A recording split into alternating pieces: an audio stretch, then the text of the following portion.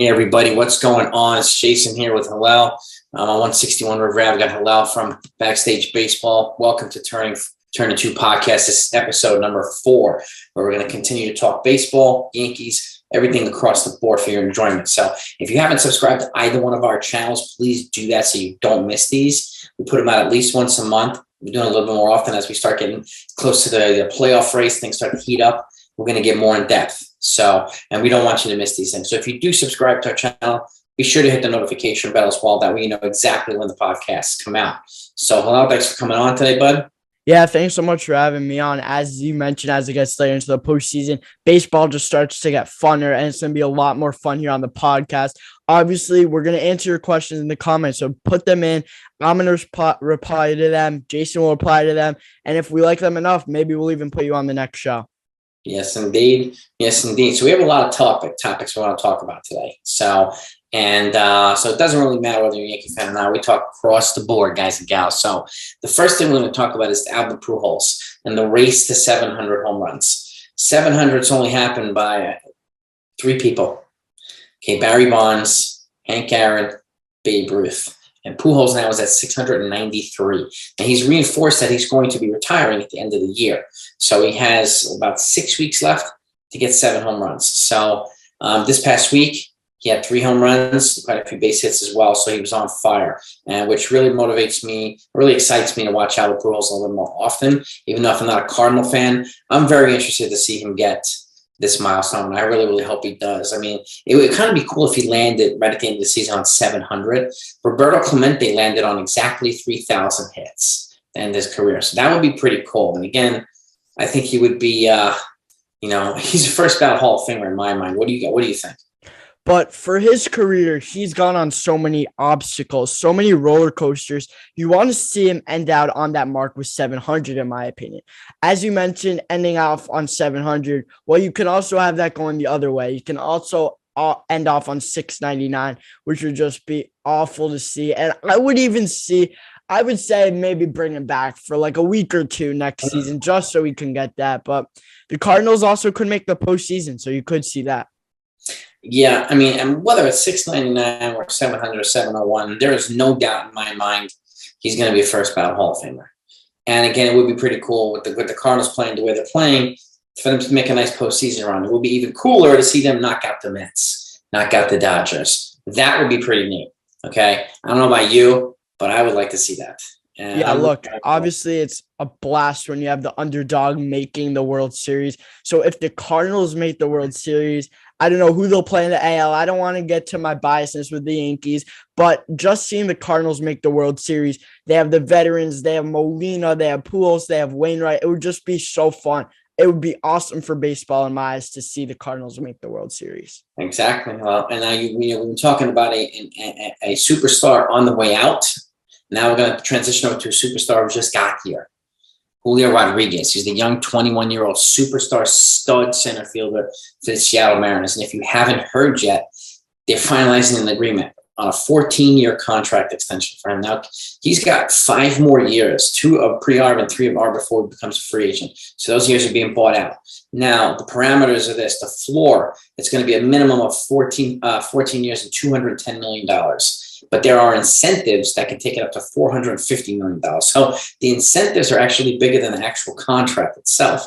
This is historic, but this is how teams are trending now, right? Guys are locking up with Tatis. The Braves are locking up their entire young nucleus. So I expect this to happen more often. But he's proven that he belongs at this level. He's proven since 2020 already in a rookie year. He's not even done with his rookie year yet, and he's proven that he belongs here. And again, if the Yankees come across players like if Volpe shows that he can do this, Cabrera, Sweeney, Jason Dominguez, Oswald Peraza, then the Yankees might be wise to lock these guys up once they prove they can stay here at the major league level and perform. What do you think? Yeah, 100%. Look, we have a little bit down on our sheet. We have a little rookie of the year competition coming down at the end. So stay tuned for that. But on this note with Julio Rodriguez, it's smart of the Mariners to lock him up. I was talking with the Yankees Morning Brew earlier, Hector over there. Make sure to check him out if you haven't yet. He's an awesome guy. I was talking with him earlier, and we were saying, are the Mariners going to build off this piece? I assume so. Who are they going to go out and get in the offseason? Because as we've seen as of late, the Mariners have just been building and building, and it looks like they want to be a competitor and be a team that's really good coming into 2023 and maybe even make a deep run in 2022. Yeah, I mean, I think, they traded for Luis Castillo. They gave up a lot of their farm for him, so the pitching building block is there. Now they have this kid. They're going to build around him. They've got some of these other young kids as well. I do think I think there'll be players for a lot of the top free agents. If Judge is free agent, they're going to go after him, right? And some of these other guys, and they're going to go after one of the pitchers too. So they're going to continue to try to build on what they're already doing. You do not give an extension like this unless you plan on continually building, around this team. And I expect them at some point to try to extend Luis Castillo too, to keep both of these guys here for a long time. So, and then, like you said, with the free agent class, don't be surprised if they go after one of these top shortstops, and some of these other position players too. So they're going to be an exciting team for a while. And again, it's nice to see somebody trying to take out the Houston Astros, which gives the Yankees fits. So, that's my take on the Mariners. What about you? Look, at my preseason predictions this year, I had the Mariners winning the World Series, and that probably won't happen. But honestly, I'm feeling a little bit better about my take because in the beginning of the season, they were really, really struggling, and now they're coming back. So all the people who were trash talking me, like, what are you doing with that take? I'm like, okay, I feel a little bit better about it now. But honestly, I really like the Mariners' potential. Another team that could have a lot of potential is the Tampa Bay Rays. They made an extension today. Not as big a one. It's Tyler Glasnow, a 1-year, $25 million extension. Kind of an under-the-radar move for the Rays as they continue to keep doing. He's coming off Tommy John surgery, so it's a wild card move for the Rays. What do you think? Yeah, and they're not locking themselves up into major long-term, contracts with – they're kind of a pitching factory. Right, so just new guys coming in. If Glasgow shows that he can stay healthy, maybe they'll extend them even further. If not, they'll probably wind up trading him like they did Blake Snell and just get some more pieces to kind of rinse and recycle and build around Wander Franco. So to me, that's a smart move. I expect them to make other moves as well. And as of today, them and the Mariners and the Toronto Blue Jays are the three teams in the American League East, if the season ended today, that would be in the playoffs. Those are the three wildcard teams right there. Okay, Blue Jays, Rays, Mariners, two of the teams we just talked about, right? So exciting times for baseball. And again, seeing teams like the Mariners, who we don't normally see in the postseason, kind of makes things a little bit more exciting for me. So I think it's a good idea that they're keeping Glasnow for another year. Let's pivot to the Yankees. Let's talk about our boys. I mean, we've had some up and down news this week. Nestor Cortes is on IL, right? Boone confirmed yesterday that he has a grade 2 strain of the groin. Okay, and he felt something pop in the second pitch of the last game he pitched. Last game he was in, he still hung out for a little while. He said he's starting to feel a little bit better, but groin injuries, you never know. You never know. And I was talking to some other folks about this. Some people think it could be innings, like a phantom IL trip, just to preserve innings. My personal take on that, and the reason why I don't agree with that is because he's already 40% over his innings high in his career for a season. So I wouldn't start a phantom IL now. I would have started when he reached the limit and kind of slowly transition him so that we didn't have to get to the point where he gets up. Because now, this is at least a 15-day, and if he doesn't come back, then it's going to be more times without pitching. His arm might be healthy, but his timing's not going to be there. So, and heading into the postseason, I'm not exactly sure. So I hope this is not a serious thing. I really, I hope that he's back in rotation in 15 days. So what are your thoughts? Look, I'm going to have to disagree with you on that, on the phantom IL thing. I think it is a phantom IL thing because Boone didn't seem concerned, nor did Cortes. And he made it through that start, and he pitched well. In my opinion, just from observing from my end, from my couch at home, I think that Cortes this is more of a phantom IL thing, just so they can have his arm clean for the postseason. Give him a little bit of rest. If you rested him earlier on, then you wouldn't have the room to do it now right before the postseason. I understand your point, meaning that they would want to do it when he hit the innings limit. I hear that, but I feel like they want to preserve it more for the postseason rather than the dog days of August. All right, I see that. I see either way, he's way past his innings limit, 40%. So I don't know how much more he's going to be able to pitch. So that's my worry. And I said this, that's kind of how it's standard procedure building up in baseball. And they generally don't like to increase more than 40 innings, maybe 50 innings tops in the season. He's done that. So I hope he stays healthy, man.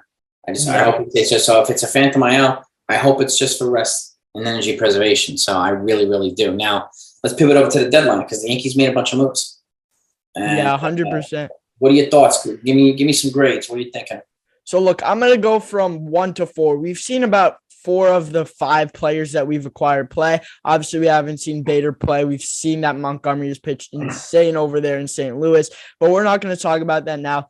I'm going to go through my 1 through 4, and it's changed since the beginning of the week when I originally drafted up the script, so it changed today. I have Benintendi 1 because ever since the beginning of this week, he has played really, really well. So I have him 1, and I have Lou Trevino 2. Because he has just given us so many good innings out of the bullpen.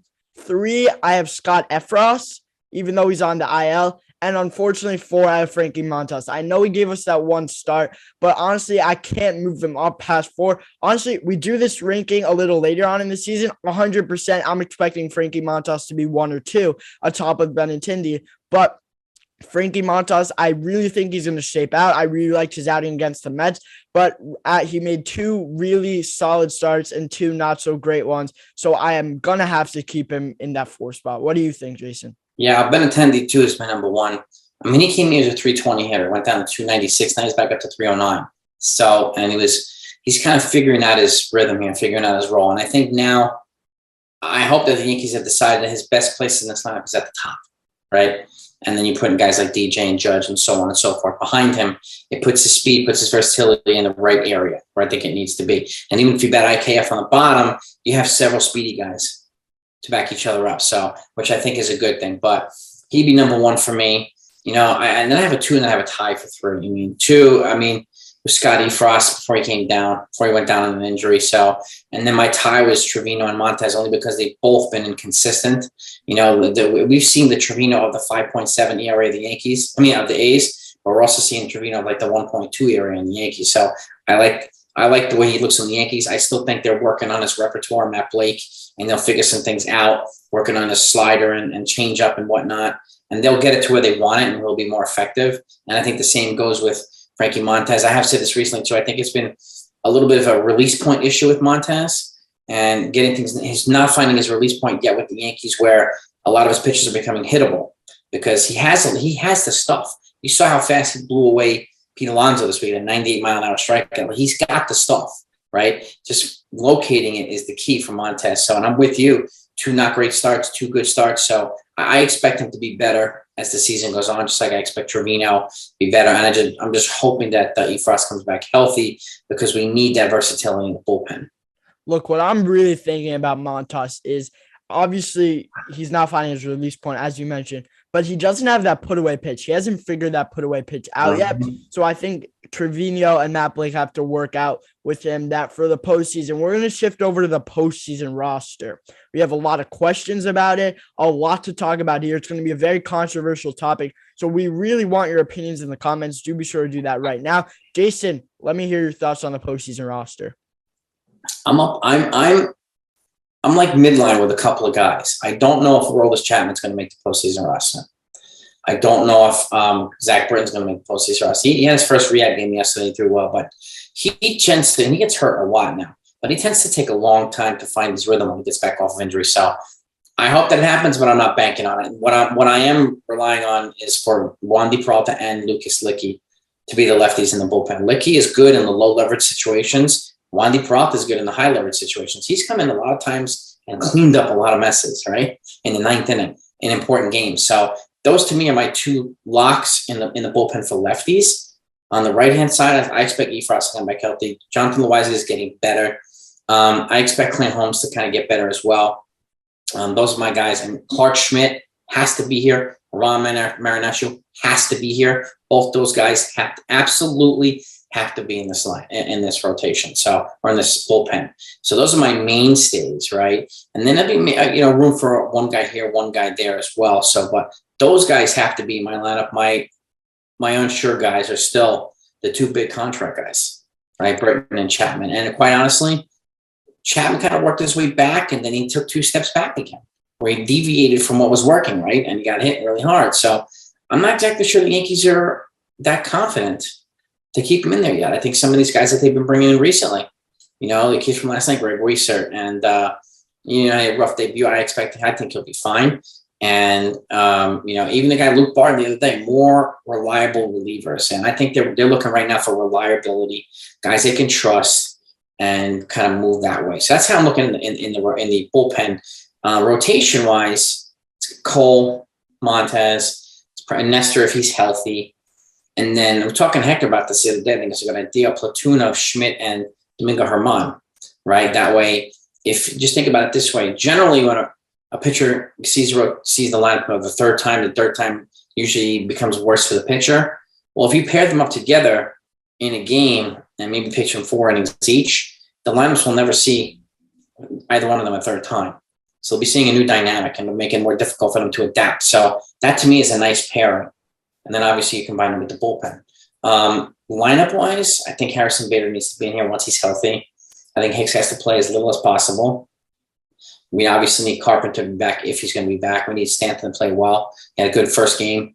And we need everybody else to be healthy. So that to me is, at this point, where I have my lineup thoughts and where I think who should be in and who should not be in. What about you?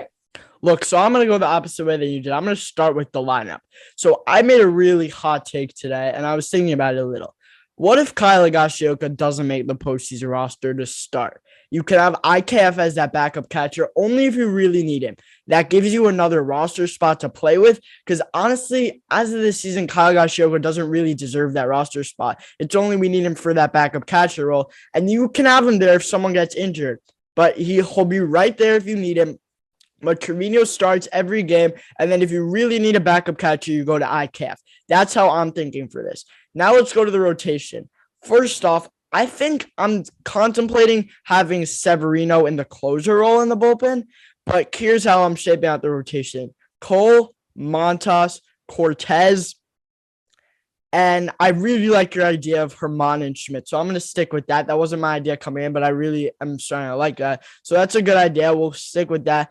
And for the bullpen, I think Chapman will make it in there just because Boone and Matt Blake are really obsessed with having him in there and getting him those innings, and hopefully they'll find a way to fix him up. I really need Clay Holmes to be that closer that he was earlier on in the year because that is a big piece in the postseason, as we know from Chapman's struggles in the postseason. You really need that closer locked in. So if Clay Holmes isn't right, they got to pivot from there. They can't just stick with him. You have guys like Ron Marinaccio, Wandy Peralta. You can even use Luis Severino, but they can't just stick with Clay Holmes if he's struggling. That's the main key over there. What do you think? And to your point, they have to pivot quickly. Don't keep going to him and expect him to change. Pivot quickly in the postseason. And you mentioned Severino. I forgot to bring him up too. I think he's a good long relief guy. And even Jameson Tyrone is pitching himself into a potential playoff rotation spot too. And if he gets the 4th spot, then I'm taking Schmidt and Germán, putting them in long relief with Severino and keeping the other guys. Having 3 weapons in long relief, I think would be a good idea. Guys that can just throw 4 innings or 3 innings of really hard, good darts, and then transition to the short guys. So they're not using 5 of those 1-inning guys in a game, right? They can go from the starter to the long relief guy and less relievers instead of a starter and then 6 relievers. Right. So, and that way we're not wasting arms and getting guys tired because we need guys to come back the following day for these playoff games. So I think, Tyron's still on the bubble for me, but Severino to me has to be in long relief as well. I think that's where he'd be best utilized and probably the most safe spot for him to keep him healthy. So, yeah. Especially the way the postseason schedule shapes up this year. I don't know if you guys have seen it. It's a very weird schedule, especially for the ALCS. But one quick last topic on the Yankees, then we'll move on for the people who aren't Yankee fans. Does Oswaldo Cabrera make the postseason roster as of now? What are you thinking? I think if they, so you've made an interesting point too with IKF potentially being the backup catcher. I can see a couple of things happening here. I could see Marwin Gonzalez being DFA'd, Oswaldo Cabrera taking his spot, and then Ben Workvet being the backup catcher because he's healthy and he's got a cannon for an arm. And I think it would be dangerous to play Trevino every single day. So Workvet seems to be a more natural fit, and that way we can use IKF in the infield. If they want to rest down, so you can play third, maybe a couple of positions, and you have the versatility with Oswaldo Cabrera. Right now, I think he's on the bubble. I think he needs to hit a little bit more. He had a good game yesterday. And we see a little bit more consistent offense from him. I think he's got a good shot at making the postseason. I think he has a better shot than making it than Marwin Gonzalez does. at this point. So I think that's a decision that they need to make. Look, I don't want to see Hicks on the roster either. I know they're paying him a lot, but you got to play to win the World Series. They got to say he can't be on the roster this year, in my opinion. They need the best And team. I really want to see IKF getting some starts at third base, if they're going to use him in the postseason there. So it's not like, oh, I'm playing third base for the first time this year. So I want to see IKF getting some starts at third. I don't think he has a single start at third this season. Nope. So I want to see him as we get into the late August and September. I want to see him getting a bunch of starts at third. So it's not a new move. Let's talk about the Orioles, because come on, they are really impressing people this season. They're impressing me. They're 2.5 games back of the wild card, and personally, I want to see them make the postseason. They remind me of the Tampa Bay Rays, where they were bad for a bunch of years, but then they had 5 or 6 years straight where they had a top 5 draft pick. And all of a sudden, you're accumulating these one picks, and all of a sudden, you have a really, really good young nucleus, and then you add guys like Juan DeFranco, and all of a sudden you have this really, really good young nucleus, and you're going to be pretty good at some point. That's what the Orioles have done, right? Adley Rutschman, you got a young guy, Cedric Mullins. They had a lot of these young dynamic players who all of a sudden now are kind of gelling together and growing together, and they're getting rid of superfluous pieces like Chris Davis, who was a big money, but he was not productive. So using other guys that are more productive and younger, giving guys a shot. And it's actually pretty fun to see them play this year. And if they're giving teams a hard time. And again, they're one team right outside the wild card bubble right now. I thought they were going to be dead last this year, probably losing 100 games. And boy, are they proving us wrong. I mean, we could have 4 teams, maybe 5 teams over 500 in the AL East.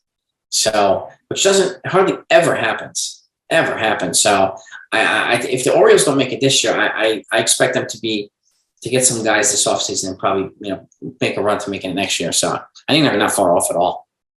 I want to see the Orioles make bids on DeGrom, Correa, those 2 guys, because if Correa enters free agency, we heard the Orioles GM come out and say that they're going to go out and spend, and I would love to see them either get a guy like DeGrom, and we saw that they were in on Correa, I believe, this past offseason, so it would be interesting to see that.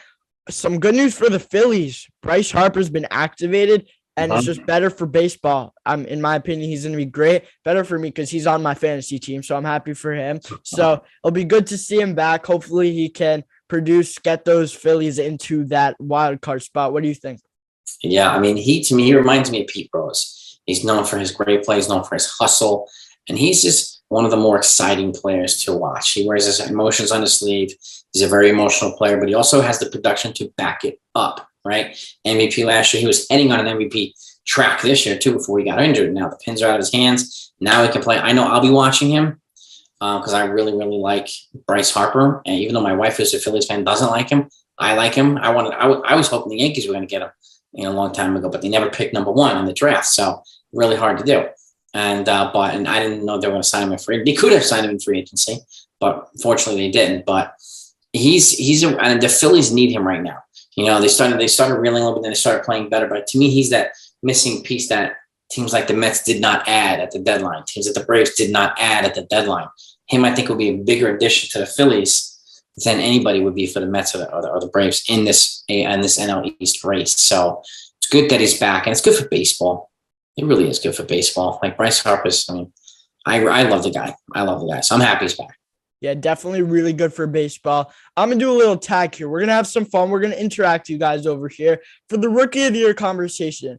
On Twitter right now, on the Turning 2 podcast, I'll link in the description. There's going to be a poll up there. You're going to vote whether you think Adley Rutschman or Julio Rodriguez should win Rookie of the Year. It is going to be up on our Twitter page, so make sure you go follow us there and vote over there. The link will be in the description or the comments. Jason, Julio Rodriguez or Adley Rutschman? I'm going Julio right now, but there's still more season left. But I do think Adley Rutschman's probably going to be the next guy to get a big extension by the Orioles. They'd be nuts not to lock him up. I mean, they really, really would be. So I have Julio right now, but not by much. What about you? Yeah, I'm saying Julio here this year. Also, I think Adley also has a chance next season because he hasn't played the full season yet this year. So you could see Adley next year, or even if he turns his game up a little bit, he can do it this year. Jason, our favorite at least my favorite topic of our show, is the player of the week. Let us know in the comments what you guys think. I'm pulling up my player of the week. Jason, you want to take us away with your player of the week to start? Albert Pujols. He resurrected the chase for 700 this week. Okay, brought himself back. Lots of hits. Hitting 3 home runs this week alone, and in a short time span. And again, he's brought back that fire. Because I didn't think it was going to be possible. I thought it was kind of fading away, but his bat has come to life. And this is what happens. So I remember Derek Jeter, when he was about to retire, his bat came to life right towards the end, and I think the same thing's happening with Albert Pujols. So I think this is going to go right down to the wire, and he's getting my player of the week. I know he's an older player, some other guys with some crazy stats, but this to me was the most impressive thing that I've seen this week. So Pujols gets mine out. So it's the first time in all our 4 episodes that we're not exactly on with both of our picks. Usually we're right on, but we are on the same team. I'm going from the St. Louis Cardinals as well. Corey Dickerson. He has a .565 batting average in this past week, a .565 on base percentage, an .826 slugging, 2 RBIs. That doesn't stand out. 13 hits. And he has 4 runs and 23 at-bats. So it's been a great week for Corey Dickerson, Albert Pujols as well. And yeah, that will wrap up our show. We will try to do it more often. Jason, you want to end off the show for us? Yeah, thanks so much for coming, guys and gals. Like Hillel said, we'll be doing this more often. And again, if you haven't subscribed to our channels, because we put out a lot of stuff, whether it's this stuff and the things that we put out, help us prepare for stuff like this. And the stuff like this helps us prepare for the other videos that we put out. So they complement each other. So if you haven't subscribed, and Backstage Baseball is one of our youngest original members of the 161 River Ave family. So his support of the channel from the beginning, we want to support him as well. So please subscribe to his channel if you haven't done that yet. It would mean a lot to him. It means a lot to us too. I want to try to help out as many folks in the 161 family, especially ones that want to do their own thing with YouTube baseball channels, and he puts out good videos. It's very knowledgeable, and it would really be greatly appreciated by both of us if you could support his channel. And but keep looking at stuff. We're going to keep putting things out, and we hope you enjoy. And again, if you do like the videos, please hit the thumbs up. Thumbs up help the YouTube filter and kind of work its magic in the videos. So thumbs ups are very, very important with our videos. But we hope you enjoy them. And if you have feedback, if there's anything we haven't done, you want us to talk about, put them in the comments. We love comments. We love feedback. We want to do things to make you guys happy. So we'll keep it going. Have a great week, everybody. Hello, take it away. Yeah, thank you so much, Jason. It's been real. We're excited to come back for episode 5, and it's going to be better than ever. We're going to listen to your comments down below, so make sure to hit us up there. Jason, forgot one thing. Follow us on Twitter, Turn2 Podcast. In the description, we're going to fill you in. We'll let you know when the next episode's coming out. A lot of fun stuff will be going on there. It'll be a lot of fun over there on Twitter, so come hit us up in the comments. Do be sure to subscribe to Jason, awesome YouTuber. Follow me as well, and we'll see you next time. Peace out.